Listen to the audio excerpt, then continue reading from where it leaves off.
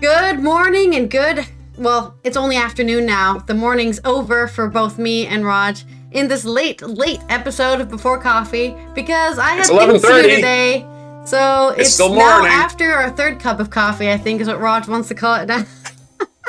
It's still morning here. Don't forget to subscribe for more whatever this show is, your father-daughter news show where we just look up the news and, well, he's been looking up the news, but I just looked up the news and quickly tell you what's going on. Today's Wacky and Weird Wednesday, so let's get into those headlines.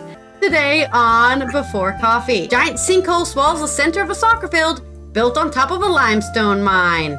And gym teacher arrested for using AI to make principal say racist things. What a great use of AI. And we have several smaller stories, including election news, and Robert Fripp of King Crimson is suing PRS for ripping them off, basically. We have Gassy Cows and pigs facing a carbon tax in Denmark, the first country to do so. And did you know yesterday was World UFO Day? Well, we missed that, but a lot of people didn't as they gathered for a UFO Day. Sodden Sunak to Daredevil Davy, the most bizarre TV moments of the UK's election campaign. And those are all of our stories for today. And it is also National Compliment Your Mirror Day. You look great, buddy.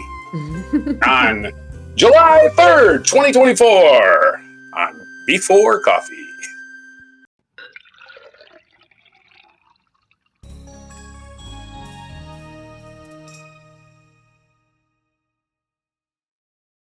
The difference between awake Roger and asleep Roger is a huge rift. Maybe we should do this every time at dinner time, because for me it's dinner time right now. Except after 3 coffees, I just need to go to the bathroom a lot. So where'd he go? Where'd he go? I'm in the bathroom. For an hour, he's gone. Yeah. Okay, let's look at our first story, which is about a giant sinkhole. I do also have a video along with this, which hopefully I can show you guys. But this happened in Illinois on AP by, I don't know who wrote this. Who wrote it? Doesn't say. It's just news. Everyone knows about it. It's on the news. A giant sinkhole has swallowed the center of a soccer complex that was built over an operating limestone mine in southern Illinois, taking down a large light pole and leaving a gaping chasm where squads of kids often play. But no injuries were reported after the sinkhole opened this morning. Last morning. It was last week. This happened last week. So on June 26th in the morning, this is when it happened. No one was on the field at the time and no one was hurt. That's the most important thing, Alton Mayor David Goins told the Alton Telegraph. Security video that captured the whole sudden formation shows a soccer field light pole disappearing into the ground, along with benches and artificial turf at the city's Gordon Moore Park. Let's see that real quick. I can actually show you the video if I can get it perfectly centered here. Yeah, let's see it. You probably can't hear it. You don't need to hear it. You just need to see it. You just need to see it. And it's something. Got the dramatic fisheye lens view and a spotlight, so you know. And that's a pretty big sinkhole. For those of you who can't see it, just imagine like a pool, like a moderately sized pool, just suddenly appearing. It's pretty quick sinkhole. Or maybe this is sped up. No, it's not sped up. It's normal. Just suddenly a light pole just fell into the ground and limestone dust pushed out because it was a limestone mine after all. Okay, back to me. We don't need to. Let's watch that video again. No. The hole is estimated to be at least 100 feet or 30.5 meters wide and up to 50 feet, 15.2 meters deep. Okay, that's a bit deeper than any pool. Most pools only go to like 10 feet, maybe. Said Michael Haynes, the city parks and recreation director. It was surreal. Kind of like a movie where the ground just falls out of the underneath you, Haynes told KMOV TV. The park and roads around it are now closed indefinitely. New Frontier Materials Bluff City said the sinkhole resulted from surface subsidence as at its underground mine surface subsidence at its underground mine in city, located about 25 miles or 40 kilometers north of St. Louis along the Mississippi River. The collapse was reported to Federal Mine Safety and Health Administration as required, company spokesman Matt Barkett said. He told the Associated Press the limestone mine is located 170 feet below ground, or 52 meters below ground, and it's his understanding that it runs under the city park where the sinkhole appeared. This is why you need to map your mines, because you need to know where you're building something that might not be so sturdy. I think a park, not very sturdy. A lot of that water will go straight through, right? You don't have any trees to keep the ground together. You know, what is it? Was a baseball, right? Oh, no, sorry, a soccer field. Soccer field does not have anything to keep the ground together, so I'm not really surprised. Nope. It just sunk. Put some trees around. You need to build a tree in the middle of your soccer field next time, and then this won't happen. You can call it a new Watch game. people smack into a tree as they're going down the... Yeah. Well, we lost the ball. The impacted area has been secured and will remain off limits for the foreseeable future, while inspectors and experts examine the mine and conduct repairs, Barkett said in a statement. We will work with the city to remediate the issue as quickly and safely as possible to ensure minimal impact on the community. Haynes said he doesn't know how the sinkhole will be fixed, but the engineers and geologists will most likely be involved in determining the stability of the ground and surrounding areas. So watch out for know where your mines are next time you go to your Parks and Rec soccer match. Coming out of Baltimore, this is by Noor Al-Sibai on Yahoo News. A Baltimore area educator has been arrested after he allegedly used AI to deepfake his school's principal into spewing bigotry in a misfired blackmail scheme. As the Baltimore Banner and other news outlets report, now former athletic director Dazone Darian has been charged with several crimes after audio surfaced of Pikesville High School principal Eric Eiswert seeming to make racist and anti-Semitic comments about students and staff. In January, Eiswert was suspended from his principalship after the recordings, which included racial slurs and violent rhetoric, circulated on a popular Baltimore meme account. During an investigation, school officials and police began to suspect Darian, who dramatically apprehended at Baltimore Washington International Airport for trying to take a gun onto a flight to Houston, the Banner reports. What the hell is this guy's deal? While AI was allegedly used to create the AirSats blackmail material, Darian's charges are not directly related to AI creation because Maryland, like most other states, doesn't have any laws on the books regarding non-consensual deepfakes. Because, as usual, the law is 50 years behind with technology, so you're gonna have to wait 50 more years before you can finally get justice for somebody making a deepfake porn video of you. Instead, the 31-year-old ex-gym teacher is being charged with disrupting school operations, retaliation, stalking, and theft. But not blackmail. Interesting. As the Banner reports, Darian allegedly concocted and executed his blackmail scheme after Eiswert began investigating him for directing payments to his roommate under the pretense of work for school. In the alleged blackmail attempts, erstwhile gym teacher didn't seem to cover his tracks very well. A police told the New York Times he used school computers to search for AI tools, and later, a third-party email address from which he emailed the recordings was linked to his phone number. Ungrateful blackheads who can't test their way out of a paper bag, the AI-generated imitation of the principal intoned in one recording. In another, the voice that was thought to be Eiswert said that if it got one more complaint from one more Jew in this community, I'm going to join the other side. Wow. Reminder, this is AI deepfake, so nobody said this. This is not real. Nobody's guilty of the crime. After another teacher sent the recording to a student, who then they knew would spread the word, which is also, we might add, a pretty improper thing for a teacher to do regardless of the content of parties involved. Fake audio subsequently went viral, leading to unsurprising public outcry and calls for Eiswert's sacking. Sacking? What is this? Written by a British person? Fired! In charging documents viewed by the Banner, Baltimore County Police said Darian's alleged action had profound repercussions for the principal and Pikesville's high community. Not only led to Eiswert's temporary removal from the school, police said, but also triggered a wave of hate-filled messages on social media and numerous calls to the school.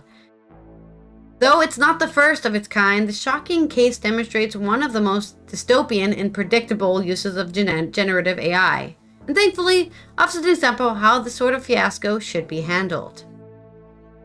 Yep. I mean, just as fast as AI is building, there's also a fast building of AI tracking tools. So when you make AI, there's going to be some sort of kind of digital watermark in your AI, so that you know that it's AI. You can like scan the data and you say, oh, this is AI generated, because there's a digital watermark saying that it is an AI generated piece.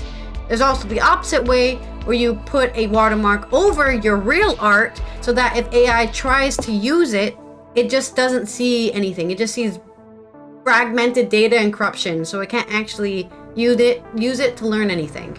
So we're slowly defeating AI. We're not losing the battle yet. But there's your two weird and wacky stories. And I'm amongst the people in the world that's still waiting for a reason that we need AI. I haven't heard one yet, but I'm sure somebody has one.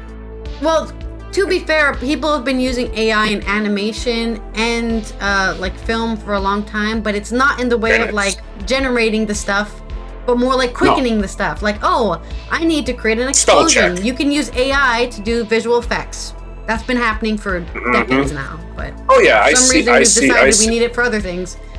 I see it as applications, but I just don't see the need for it. Like I'm saying, oh my God, the world needs this. No, it's a fun tool. Like, it's like spell check. The world needs spell check, I suppose. Idiots that can't spell need it. Stupid.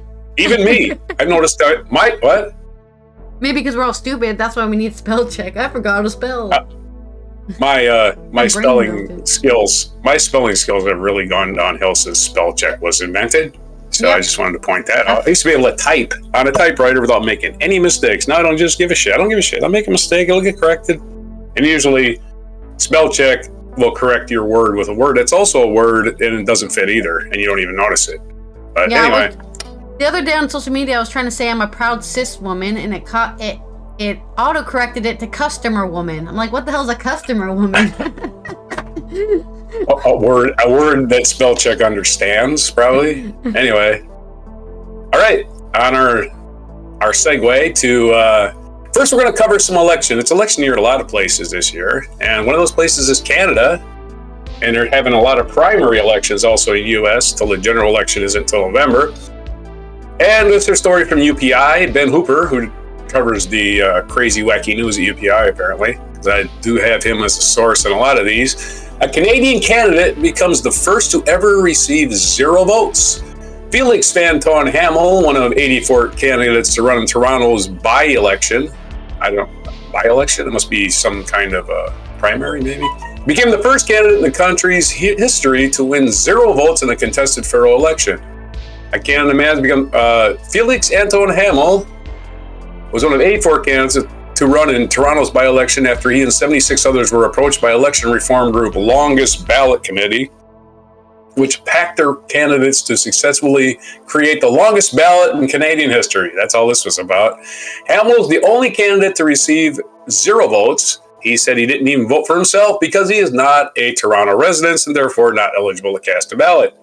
When I saw the result, I was like, well, I am the true unity candidate. Everyone agrees not to vote for me, Hamel told CBC News. The Library of Parliament database confirmed Hamel was the first candidate in the country's history to fail to receive a single vote on a contested election. Other candidates have run in uncontested races, have won without a single vote. 6 other candidates in Hamel's race received only 2 votes each. Hamel said he wasn't exactly surprised by his showing in the election, but he was amused to learn of his unusual new distinction. I'm one of the last people that we will be expected to make Canadian history in any way. Well, this goes on to one of my schemes. That's the end of that story. It goes on to one of my schemes when I was a young man. My scheme was to change my name to Free Beer and then run for office. I would win. I know I would. I know I would win. Free beer, I'm voting for that. And it turns out to be me, just this guy. Anyway, other election news. This is from Oregon, also from Ben Hooper. The Republican primary in the 8th House District in Eugene was recited with a coin flip. A primary election in Oregon was resolved with a coin flip under state law, but the winner of the flip wasn't eligible to run. The 8th House District in Eugene, which skews heavily Democratic, had no Republicans in the primary ballot last week, so the race came down to write-in votes. The top 2 candidates among the 103 write-in names were Democratic nominee Lisa Fragala and her former rival for a nomination, fellow Democrat Doyle Canning. I used to do some Doyle canning. They're quite tasty if you can them. Anyway, each of them received 7 votes. The state law requires the tie to be broken by lot, which in the past has meant a roll of the dice or a coin flip. Luke Balint, the state's deputy elections director, was placed in charge of the coin flip, and Secretary of State's office employees serving as Fragala's proxy called heads. The flip came up tails, giving the nomination to Canning. There was one further hiccup, however, as the state's sore loser law bars Canning from accepting a nomination, which she already lost since she already lost the Democratic primary. Fragala will now be the only candidate on the ballot in November unless Republicans call a precinct convention to choose a candidate. Canning said she was amused to hear of her sort of victory in a primary, but praised the Secretary of State's office for conducting the proceedings in accordance with the law. Even though we're talking about 7 votes, it is great that we can all be so confident that the laws and procedures are so dutifully followed. She told Capital Chronicle newspaper, she said Republicans should take a lesson from the results and make sure to choose a candidate in the next election cycle. The lesson here for any political party is to field a candidate. I am sure had the Republicans fielded a candidate, they would have gotten more than 7 votes. So yeah, there was a really kind of a crappy election if you ask me. But anyway, there's your election news and one more story. And this is about Robert Fripp formerly of King Crimson, which I think is still touring as a band. I'm not exactly sure. This is from guitar.com news. With Spotify stream, no person's name on it, as far as I can tell. With Spotify stream payouts being notoriously low, many artists rely on gigs to fund their creativity. However, even the live circuit comes with its penalties. PRS for Music, which handles playback and performance rights for artists, regularly takes a big cut from smaller artists' gig royalties. In a movement led by Pace Rights Management, the Jesus and Mary Chain, King Crimson's Robert Fripp, and more are suing PRS for its unfair administrative charges for smaller artists. Now get this is the one that got me. Currently, PRS charges 23% administration cut from the artist's royalties per gig. However, this is a stark contrast to the 0.2% fees stadium-sized artists are required to pay. That's a hell of a difference. The low percentage for large artists is a result of PRS's major live concert service. This service results in smaller artists paying 115 times more than those at the top of the musical food chain. What do you think can afford this the most? Is it the people at the top or the people at the bottom? So PRS is basically a scam, is what they're saying. 23% service fee just to get your royalties.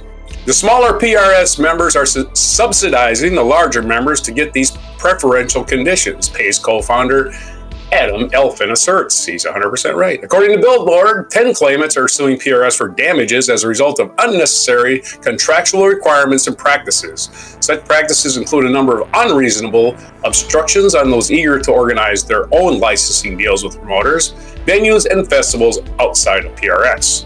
The 10 claimants say that PRS has repeatedly ignored the gravity of their complaints for several years. In a joint statement, the claimants write, the ball is now firmly in PRS's court. Either they constructively engage with much needed reforms to empower and benefit writers and publishers, or they continue to resist these necessary changes and attempt to defend the indefensible, the statement concludes. Speaking in a separate statement, Fripp adds, I'm yet to be persuaded that the PRS operates on behalf of the membership's best interests. PRS has since spoken out, insisting we will be vigorously defending the society against these claims. The society? Ooh, you're the society now, are you? Society of what? Society of lining your own pockets? PRS for Music has consistently sought constructive dialogue with Pace for many years, proposing and implementing solutions to their issues raised. What were the solutions again? We have worked extremely hard to simplify our process in the interest of our members. which Pace has consistently failed to comply or engage with, which has resulted in royalties being unnecessarily withheld from PRS members for the live performances of their work at concerts. It has also created complexity and uncertainty for live music venues and promoters. I don't know. I can't get with that weak statement. It seems like, to me, if you're paying, let's say Taylor Swift only has to pay a 0.2 fee, why does, Bob and his gang of weirdos, who's playing to a hall of 1,000 people, he's got to pay 23% of his royalties. Oh, yes. Let's penalize the poor people again. Anyway, back to you. Damn, that's so much wacky and weirdness going on. But and that's a band I just made up, by the way. It's actually, it's actually, they weren't real. Okay. It's actually Phil and his band, the Weirdos. Anyway, so all right, I made that band up too. I think last week we talked about either Finland or a country was deciding not to tax people for their gassy cows and pigs, but Denmark came over and said, fuck you, we're doing that. So this is from Associated Press by, I don't know who it was by, but this was written on June 27th. I've had my weird stories since last week at this point. I saw them and I instantly saved them. But this is coming out of Copenhagen, of course. Denmark will tax livestock farmers for the greenhouse gases emitted by their cows, sheep, and pigs from 2030. The first country to do so, as it targets a major source of methane emissions, one of the most potent gases contributing to global warming. They aim to reduce Danish greenhouse gas emissions by 70% from 1990 levels by 2030, said Taxation Minister Jep Bruce. As of 2030, Danish livestock farmers will be taxed 30 kroner or $43 per ton of carbon dioxide equivalent in 2030. The tax will increase to 750 kroner or $108 by 2035. So they'll have more than a double increase by 2035. I guess to really force people to start reducing their emissions. However, because of the income tax deduction of 60%, the actual cost per ton will start at 120 kroner, $17.3, and increase to 300 kroner by 2035. Although carbon dioxide typically gets more attention for its role in climate change, methane traps about 87 times more heat on a 20-year timescale. So carbon dioxide actually traps a lot of heat, but it kind of dissipates quicker. Whereas methane stays way longer and because it traps more because it stays longer, right? Carbon dioxide doesn't have a 20-year time scale like methane does, according to the U.S. National Oceanic and Atmospheric Administration. Levels of methane, which is emitted from sources including landfills, oil and natural gas systems, and livestock, have increased particularly quickly since 2020. Livestock account for about 32% of human-caused methane emissions, says the UN Environment Program. We will take a big step closer in becoming a climate neutral in 2045, Bruce said, adding Denmark will be the first country in the world to introduce a real CO2 tax on agriculture, and hoped other countries would follow suit. Oh, it was New Zealand, not Norway or Finland. It was New Zealand. New Zealand had passed a similar law that would take effect in 2025. However, the legislation was removed from the statute. That is a country with a lot of sheep. Yeah, a lot of sheep, and the sheep lobbyists said, fuck you, we're not being taxed for this. So, and which we talked about last week. So they are excluding agricultural emissions in their trading scheme in favor of exploring other ways to reduce methane. Almost all of the methane from raising livestock, some 90%, comes from the way they digest, through fermentation, and are released as burps through their mouths. Cows make most of the belched methane. Most of the remaining 10% of livestock methane comes off manure ponds on both pig and cattle operations. So, I guess sheep aren't really doing that much compared to cows and pigs. Maybe that's what New Zealand said. New Zealand was like, you're not going to tax us for sheep. They don't even do it as bad as the other animals. In Denmark, the deal was reached late Monday, that was actually last Monday, so the 24th of June. between the center-right government and representatives of farmers, the industry unions, and among others, and was presented on the 25th of June. Denmark's move comes after months of protests by farmers across Europe against climate change mitigation measures and regulations that they say are driving them into bankruptcy. Well, I'm sorry. I guess the only way you can teach the people a lesson is to stop being a farmer. Sorry, we're bankrupt now. No more farming. We're going to go into IT or something. So I'm pretty sure the IT bubble is going to burst. So many people are still saying to this day, oh, I'm sorry you can't get a job. You should just go into IT. And it's like, you know that bubble's going to burst and then I'm going to be let go and then I'm just going to be the same problem I have right now. The Danish Society of Nature Conservation, the largest nature conservation and environmental organization in Denmark, described the tax agreement as a historic compromise. We have succeeded in landing a compromise on CO2 tax, which lays the groundwork for a restructured food industry, also on the other side of 2030. Its head, Maria Rumert Gejering, said after talks which they took part in. Typical Danish cow produces 6 metric tons or 6.6 tons of CO2 equivalent per year.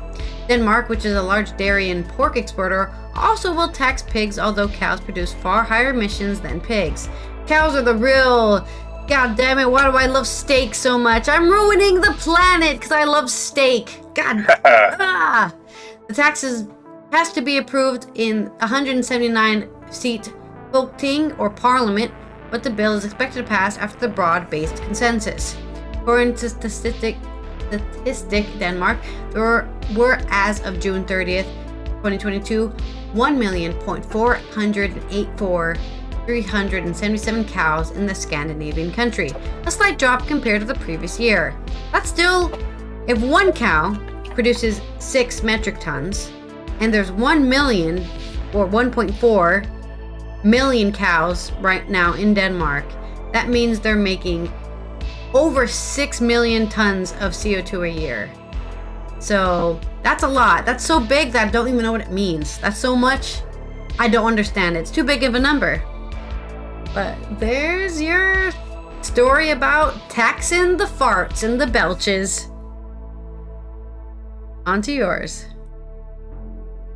Oh yes, a fart tax, the much needed and little appreciated fart tax. And again, it's got a nice ring to it.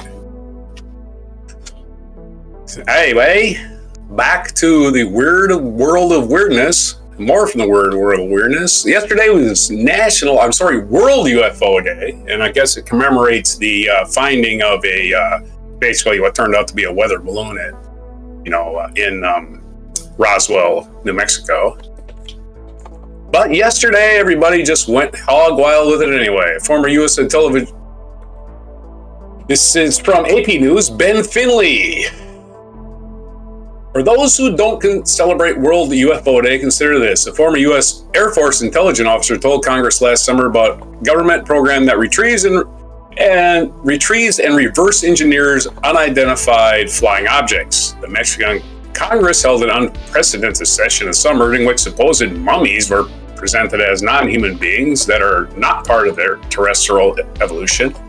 And NASA now has a director of research for identifying flying objects, or what it calls unidentified anomalous phenomena. Again, a UFO is just something in the air you can't identify. It doesn't make it a spaceship. It's just something you don't know what the hell it is. And you know what? The Pentagon likes it that way. They're all okay with all you people thinking that they're space aliens because they don't want you to know what it really is. Anyway, here's a heads up for you. The government does secret stuff. Amazing, right? Anyway, never mind that the Pentagon denied the former intelligence officer's claims. The Mexican researchers said that the mummies made no sense and that a NASA study found no evidence of extraterrestrials. There has still never been a better time to mark World UFO Day. A look at the history of World UFO Day. World UFO Day has its roots in the so-called Roswell incident. On July 2nd, 1947, on this day, something crashed at what was then J.B. Foster Ranch in New Mexico. There were reports that the U.S. military recovered a flying disc, but officials later said the debris was merely the remnants of a high-altitude weather balloon, which is exactly what it was, but Like I said, it's in the government's best interest to keep this crap alive because they don't want you to know what they're doing at all. They would rather you believe any fake story than what they're really doing. The Air Force investigated the incident in 1994 and made charges that was covering up the truth, which is what they do. It concluded that the supposed alien spacecraft was likely a secret Army Air Force balloon designed to monitor Soviet nuclear testing, which has actually been proven by records. I don't know why we're still talking about it. But anyway, the material found near Roswell consisted of a foil-wrapped fabric, wooden sticks, rubber pieces, and small I-beams with strange markings on them. Oh, that's right, because the aliens are going to have wooden sticks. That's what they're going to be flying with. Wooden sticks. Back from the trees in alien land. Come on, people. A local newspaper headline described the find dramatically and unequivocally. Air Force captures flying saucer on ranch. Oh, there you go. 100% innuendo. Air Force research did not locate or develop any information that the Roswell incident was a UFO event, wrote Richard Weaver, author of the report. The Air Force released another report addressing UFO claims in 1997, stating that the alleged alien bodies found near Roswell were just dummies used in parachute tests. Some UFO researchers pushed back against it as explanation. UFO researchers. That's a funny thing to call yourself. Anyway, noting that such dummies weren't used until 10 years after Roswell ended. And he said it would be a stretch for people who claim to see alien bodies mix up their dates so badly. I don't think it would be a stretch. I can claim anything I want. Anyway. The life-size dummies were used in high-altitude parachute drops from 1954 to 1959. The majority landed outside the confines of military bases in New Mexico near Roswell, according to the Air Force report. The dummies had a skeleton of aluminum or steel, skin of latex or plastic, cast aluminum skull, and an instrument cavity in the torso and head. Imagine that. They're testing things to see if they work without using humans. Wow. Isn't that radical? I don't even know what the hell to say about that. The Air Force said the existence of such dummies was not widely known outside the scientific circles and easily could have been mistaken for something they were not.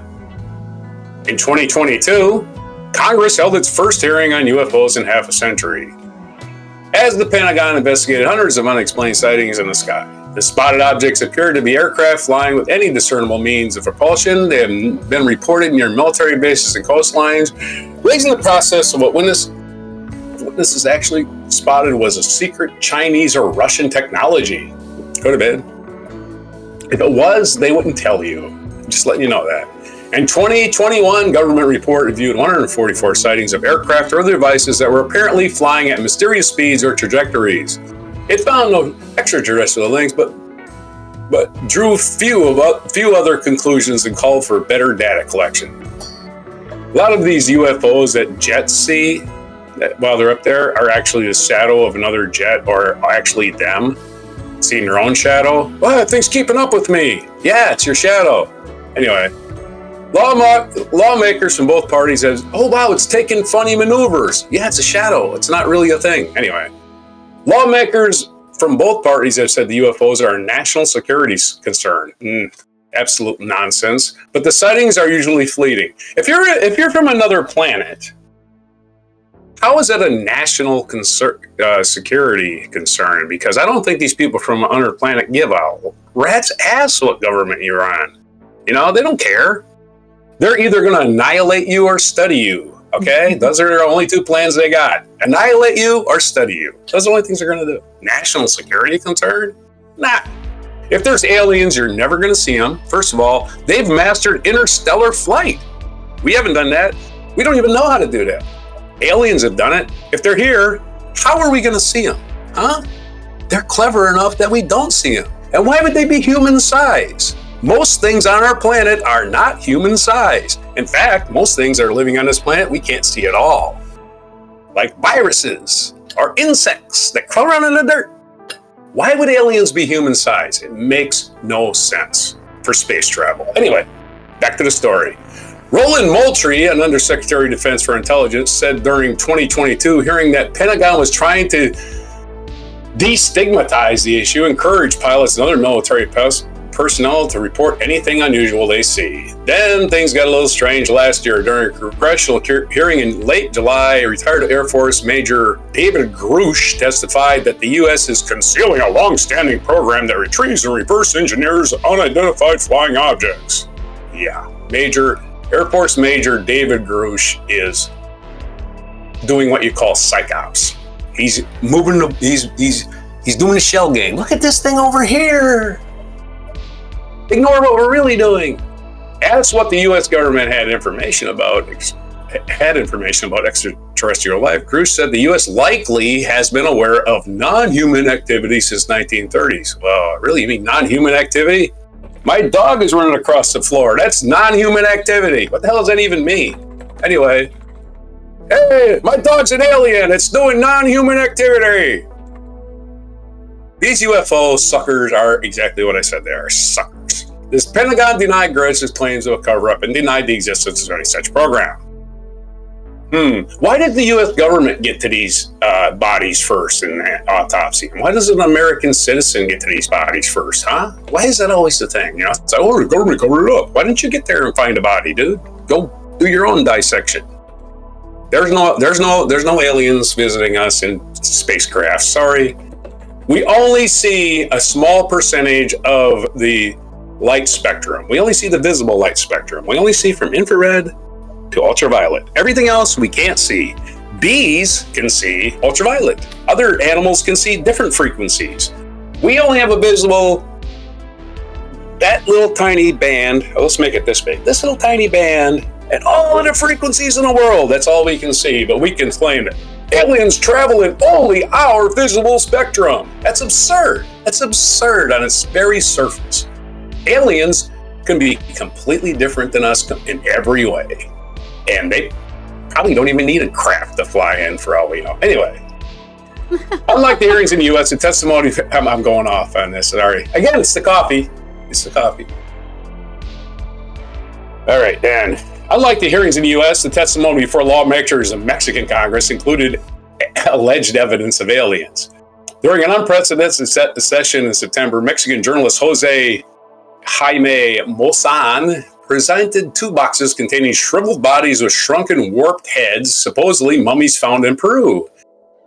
It's the queen of all evidence, Maussan claimed. That is, if the DNA showing us that they are non-human, showing us they are not humans and that there's nothing that looks like this in the world, we should take it as such. The apparently desiccated bodies date back to 2017 and were found deep underground in the sandy Peruvian coastal desert of Nazca. The most attribute the famous Nazca lines to ancient indigenous communities. Julieta Fierro, researcher for the Institute of Astronomy and National Autonomous University in Mexico, and one of those to express skepticism, saying that many details about the figures make no sense. She noted that the scientists would need more advanced technology than X-rays they claim to use to determine if allegedly calcified bodies were non-human. In another hearing in November, Maussan made the case again, citing a non-human that did not have lungs or ribs. The Pentagon released a study in March that examined the many UFO sightings over nearly the past century and found no evidence of aliens or extraterrestrial intelligence. Again, I would just like to go out on a limb and say there was no UFO sightings before humans could fly. Isn't that amazing? No, right before early 1900s when airplanes were invented, there was no UFOs anywhere. All of a sudden we get UFOs because humans are going up in the sky, and a lot of it's just shadows of stuff that's in the air that you don't see, or lights reflecting off stuff that you can't identify. And oh my God, look how fast it's moving. You have no clue how fast it's moving. Anyway, plus again, experimental aircraft. The government's not going to tell you about them. They're just not. But NASA Administrator Bill Nelson did acknowledge that other Earth-like planet could exist within the billions of galaxies in the universe. Well, obviously, odds say that it would, right? If you ask me, I do believe there's life in the universe that is so vast it's hard for me to comprehend how big it is. My personal answer is yes, Nelson said at a news conference. When pressed on reports whether the U.S. or other governments are hiding aliens or otherworldly spaceships, Nelson said, show me the evidence. So again, the UFO people always think they're onto something, but it's probably because they're very, very uneducated, I would say. And uneducated people would just get fooled by anything. So see Trump, for example. Who gets fooled by that guy unless you just don't have a brain? I mean, who? Or no self-esteem? Are you just like dumping on people? Don't have a brain, obviously. Okay. Or you have a brain and you have no self-esteem, so you think it's, oh yeah, let's just run our campaign on insults and making shit up. Anyway, so UFO, World UFO Day was yesterday for all the people who think for some reason the government has a reason to hide aliens. And if the government was that successful at hiding aliens, they would be a lot better at a lot of other stuff, wouldn't they? Anyway. They're not good at hiding aliens. They just like keeping it alive because they don't want you to know what they're really doing. And the government is a conspiracy. By definition, is a conspiracy. Back to you. Okay. That was a long rant about UFOs. Yeah, it was long. It's weird. It's both weird because people think UFOs are weird, and it's wacky because there's people celebrating the possibility, I guess. I'm going to have now my own long article because we're going to review from Scott Bryan on The Guardian what they found is the most bizarre TV moments of the current UK election campaigns. The election campaign began with Rishi Sunak in the pouring rain as Labour's 1997 anthem Things Can Only Get Better by D-Rem blared from a nearby speaker. Should have seen it coming. Considering that earlier that afternoon the same speaker had blasted out the Imperial March from Star Wars. It has only gotten weirder from there. Here are the most surreal moments from the campaign, and yes, Ed Davey features a lot. Whee! In the past few weeks, the Liberal Democrats have gone paddleboarding, played Jenga, careered down a watering slant, and completed water assault courses, ridden a rubber ring tied to a boat, built sandcastles, raced wheelbarrows, pruned a garden, drummed on a yoga ball, tried hula hooping, water aerobics, and Zumba, washed an ambulance, played frisbee, and appeared on a catwalk after getting a makeover on This Morning. By the time they saw Davey bungee jumping live on the news, hardly anyone raised an eyebrow. That said, the camera angle during a report on Davey attending the first aid course probably did. Oh, I can't even see this. What does the camera angle look like? Oh, it's him pushing on the yoga ball, and it just looks like, yeah, it's not good. Just imagine a man leaning over, pushing downwards onto something. Yeah, that could be a lot of things. Not the best framing for Ed Davey. Earlier on in the campaign, Scott joked that the Lib Dems manifesto was going to be launched at Chessington World of Adventures. In the end, it was unveiled just before a visit to Thorpe Park, with Sam Coates from Sky News providing analysis of the party's chances while on a roller coaster swarm. Davey was also interviewed by LBC's Charlotte Lynch about rejoining the single market while spinning on a teacup ride. We've got great policies for the economy, including the cost of living, David yelled at one point as the camera lost sight of Davey spinning and accidentally zoomed in on a random bunch of people instead. So they're just like doing really wacky political ads, but like they're at an amusement park. Davey has just done an interview on the spinning teacups. Lynch and Coates weren't the only ones interviewing Davey in a surreal location. Sky News political correspondent Matthew Thompson interviewed him on a paddleboard from an adjacent kayak. It soon became evident why interviewing politicians on open water has not taken off as an art form. Thompson narrowly avoided dropping his microphone into the water before accidentally moving between Davey and the camera because he couldn't steer and interview at the same time. Sky News viewers then witnessed serious analysis of the interview by Thompson back in the battle bus, split-screened with unflattering shots of Davey clambering out of the water in his wetsuit. He just hung up on me. With conservative polling going from bad to worse to how bad, rolling news channels managed to capture Tory chaos in real time. As Sky News Coates and Sophie Ridge reported a poll that suggested senior cabinet members, including Grant Shapps, would lose their seats. Coates received a call on air from Shapps himself. Grant Shapps phoned Sam Coates live on Sky News, then hung up after being asked for a response to the MRP polling showing him losing his seat. He just hung up on me. The defense secretary had not realized that Coates was on television at the time. Hello, Grant Shapps, you're live on Sky News, said an excitable Coates, holding out his phone as if you were a candidate during a task on The Apprentice. Have you just seen that you're about to lose your seat? Flick. He just hung up on me, Coates followed. This was soon spoofed as a Who Wants to Be a Millionaire skit, with Coates as the contestant and Shapps the phone a friend. Hell, what is the answer to the question? Snap. He just hung up on me. That's a really funny meme. You can usually sum up an election campaign in a few sound bites. For Sunak, it was leaving D-Day commemorations early to tell ITV News that he famously went without Sky TV as a child. For Labour, it was the deputy leader Angela Rayner excitedly exclaiming on Sky News that she has her own battle bus, adding, "It's got a fridge." Also, did you know that Keir Starmer's father was a toolmaker? You didn't? It's come up so many times that it was spoofed as a flag at Glastonbury, and the audience jeered when he tried to mention it casually on Sky News. Yes, everyone knows your father was a toolmaker. Get a new line, dude. Sometimes catchphrases come out wrong though, such as when Starmer dropped the clinger, "The DNA runs through my DNA," on an ITV debate with Sunak. Other memorable moments, Penny Mordaunt channeling Maddie from The Traitors by pointing at other candidates one by one and saying, "Higher taxes, higher taxes, higher taxes." Or Steve Baker reeling off skydiving, motorcycling, fast catamaran sailing when asked by Victoria Derbyshire on Newsnight what he would do if he lost the election. He would go skydiving, motorcycling, and catamaran sailing.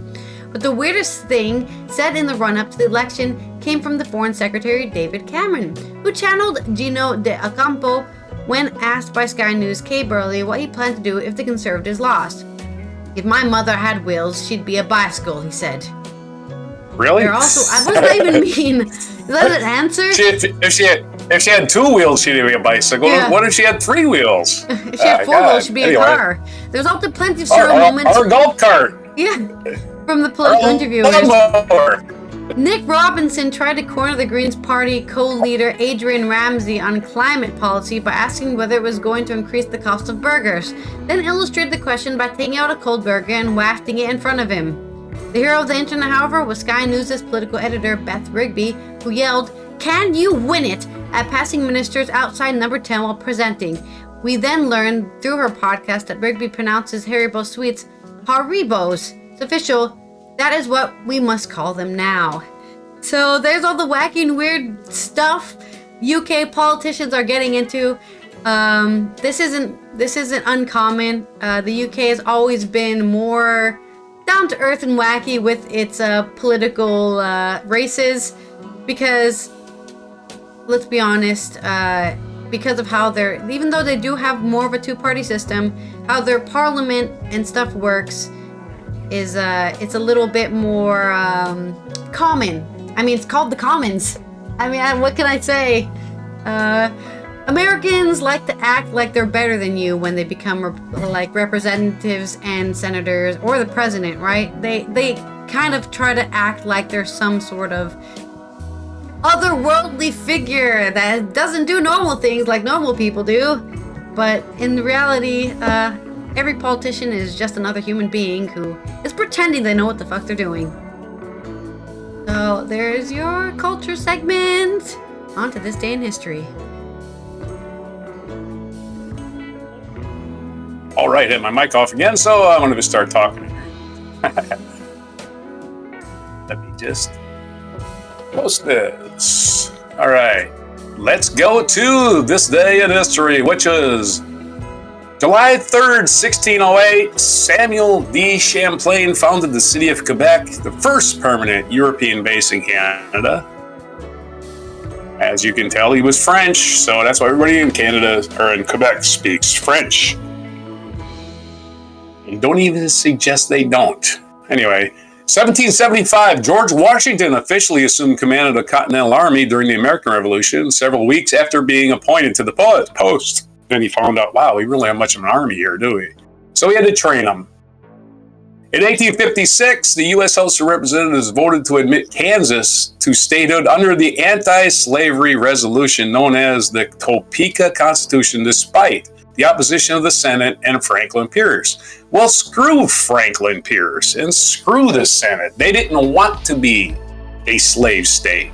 And of course, Bleeding Kansas started very soon. I think actually it was going on at the time, which is your pre-Civil War skirmishes involving John Brown, for one.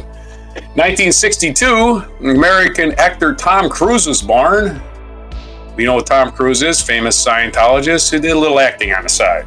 1969. He freely has a cult and nobody cares. Yeah, he's clearly out of his mind and nobody cares. But you attack my religion. Nobody's attacking your cult. Sorry, buddy. Practice the religion you want, but don't expect us to care. 1969, just weeks after being fired from the rock band, the Rolling Stones, British musician Brian Jones was found dead in his swimming pool. He had no reason to live, and he was hopelessly addicted to some drugs, and Keith Richards stole his girlfriend. The dude was really depressed. So, by the way, his girlfriend didn't last with Keith Richards anyway, so I don't know why he got so depressed about that. 1971, American singer and songwriter Jim Morrison died of heart failure on this day. Of course, we don't know. Jim Morrison was leader of the Doors and part of the 27 Club.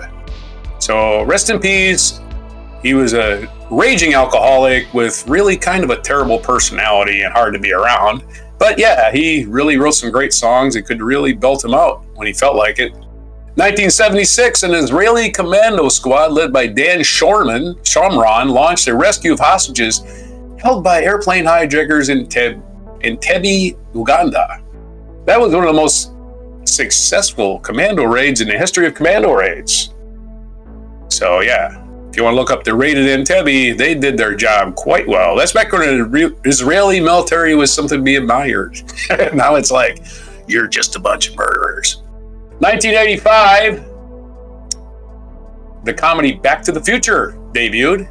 It was released in American theaters. A huge hit, was followed by several sequels directed by Robert Zemeckis and starring Michael J. Fox as Marty McFly. 2013, on this day, July 3rd, following massive demonstrations against his ruling Egyptian president Mohamed Morsi was removed from office by military action. So Egypt doesn't even wait around. It's like, he's unpopular. Let's get a military in there. Way to go, Egypt. Showing people how not to run a government.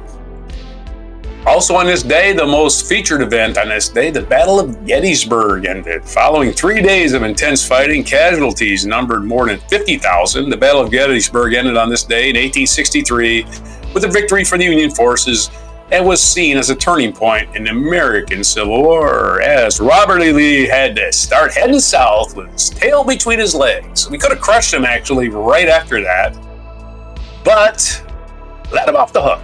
Let him off the hook. Civil War is a story of that, by the way. The Union letting the Confederates off the hook, all the way up to the end. As a matter of fact, Reconstruction was just them letting the South off the hook. They let the frickin'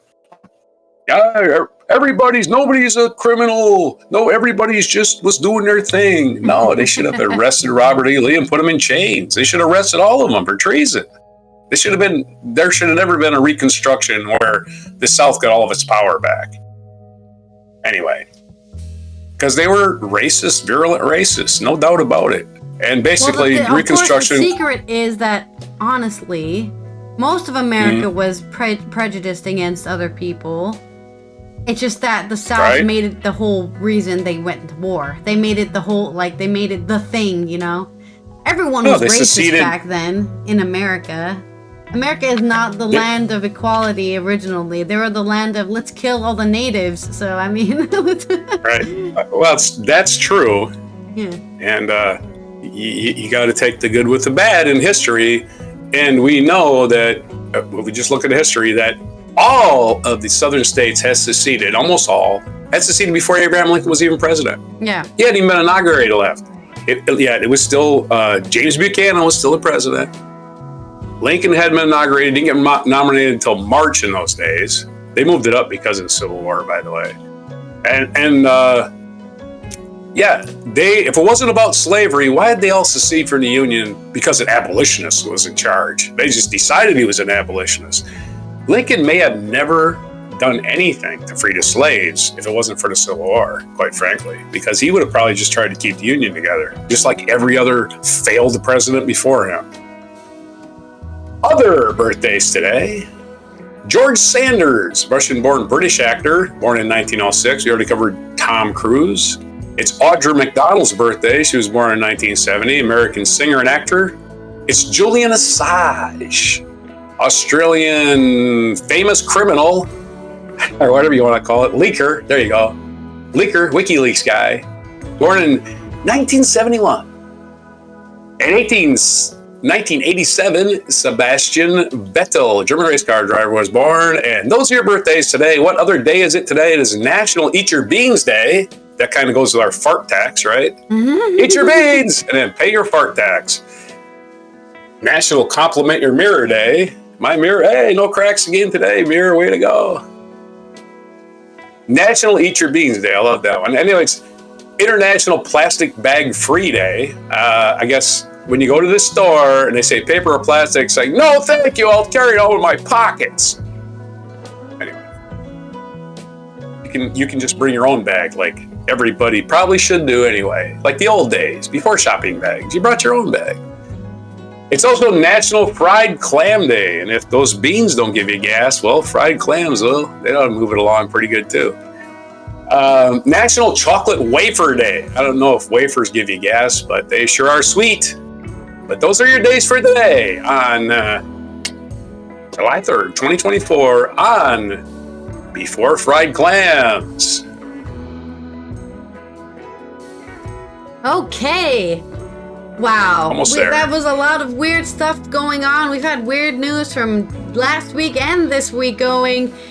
And now, of course, we are going to be covering 13 things tomorrow on Thursday's 13. So look forward to that tomorrow. It'll be at the normal time we usually post. Sorry. Because I will not be going all day to help build a skate park. Instead, I'll be just going to stop by like at around 3 p.m., take some pictures and leave. But it was... Hope everyone enjoyed today's late show. We hope to see you tomorrow for another one. Don't forget to subscribe and turn on those notifications so you can also know when we go live and post a video. Now, let's watch our mic drop moment. Hello, Greenwich Village. Thank you, Mr. President and Dr. Biden, for your kind introduction, for declaring Stonewall to be a national monument, and for your empowering words for our LGBTQ+ brothers and sisters, those here with us today, and those listening across America and around the world.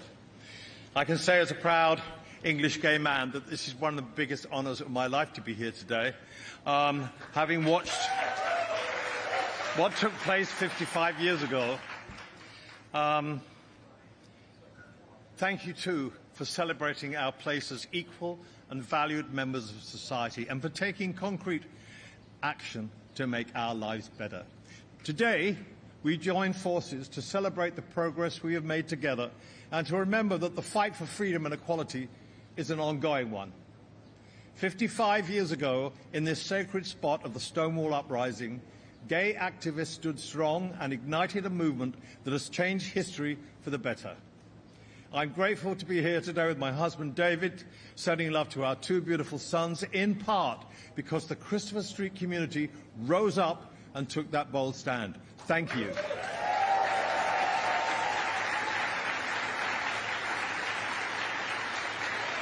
Yes. Yes.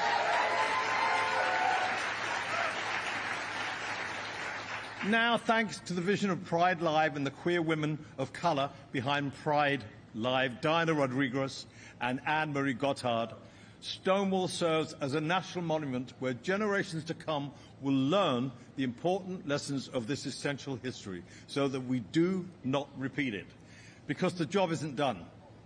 Over 540 anti-LGBTQ+ bills were introduced in state legislatures across America this year.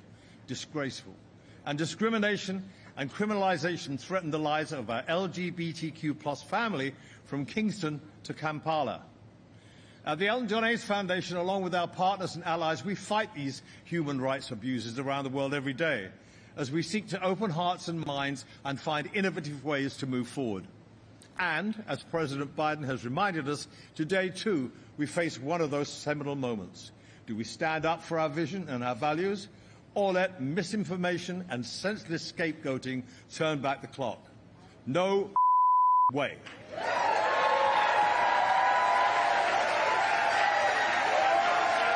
No.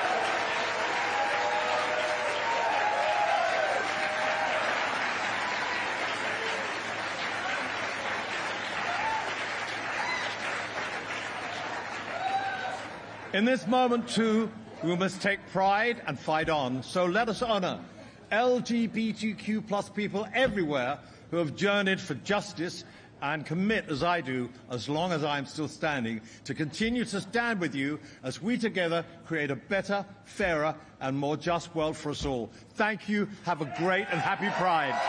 Let's